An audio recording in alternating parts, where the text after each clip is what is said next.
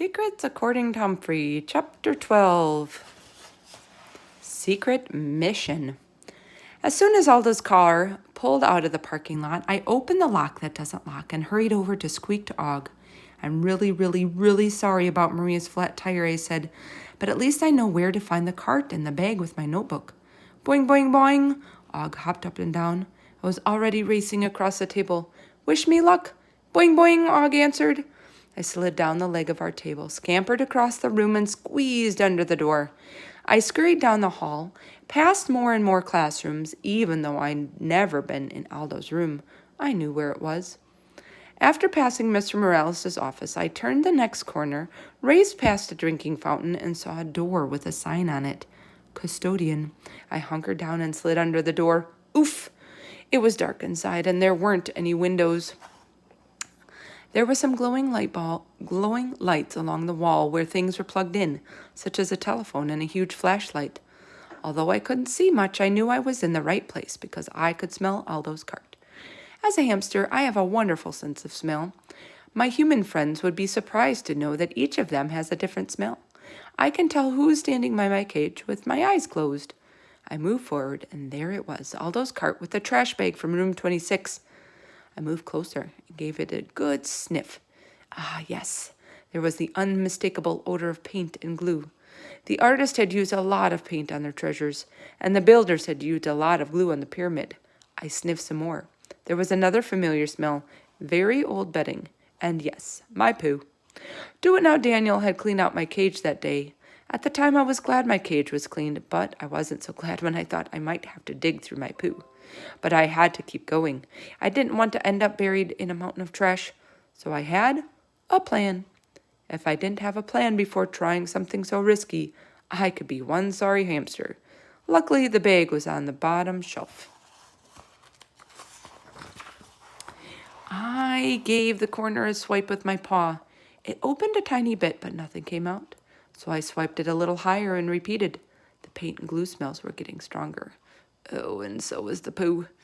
I grabbed one side of the opening with both paws and tugged with all my might. Then I ran away as fast as I could because I thought that the whole side of the bag might open. And I was right. Eek! With a gigantic whoosh, the trash tumbled out like an avalanche. It really was a mountain of trash and a little bit of poo. I suddenly wished that I had Og with me to warn me of the time. It took me all night to find my notebook, and I didn't want to get caught out of my cage.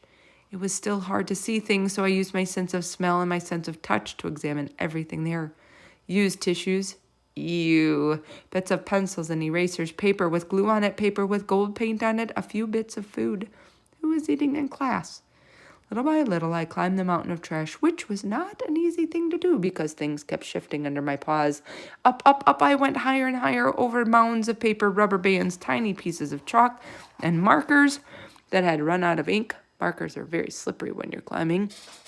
Of course, it would be near the top since Aldo had swept it up last.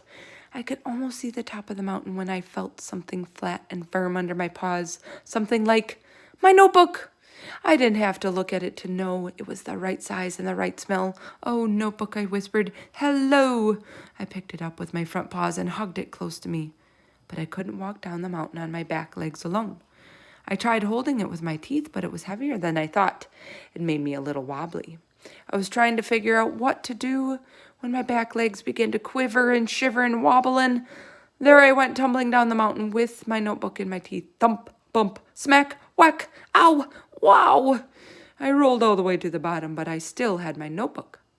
My plan had worked, although I hadn't expected the falling and rolling part. I was happy. I was relieved. I was tired, but I had to get the notebook back to room 26. I was even more tired after pushing the notebook under the door. It was thicker than I was when I squished down my body. I had to use all my strength to force it through. Slipping myself back under the door wasn't easy either. I started my journey back to room 26 with the notebook in my mouth, but after a while, it felt too heavy. I placed it on the floor and hopped on top, hoping it would slide like a skateboard, but it didn't budge. Finally, I gave it a good shove with my front paws. It moved forward a few inches, and so that's what I did the rest of the night, inch by inch, past the office, inch by inch, past classroom after classroom. It was definitely morning when I pushed the notebook under the door to room 26, then pushed myself as well. I did it, Og. I found the notebook, I shouted. Boing, boing, boing, boing, boing. Even from across the room, I could see that Og was jumping so high he was about to pop the top off his tank. I'll hurry, I said. I pushed the notebook across the floor until I reached the table. Then, holding the notebook in my mouth, I grabbed onto the blinds cord and swung myself up, up, up, which took a lot longer with extra weight of the notebook. I leapt onto the table, raced past Og's tank, and went into my cage. At last, I slammed the door behind me and tucked my notebook behind the mirror.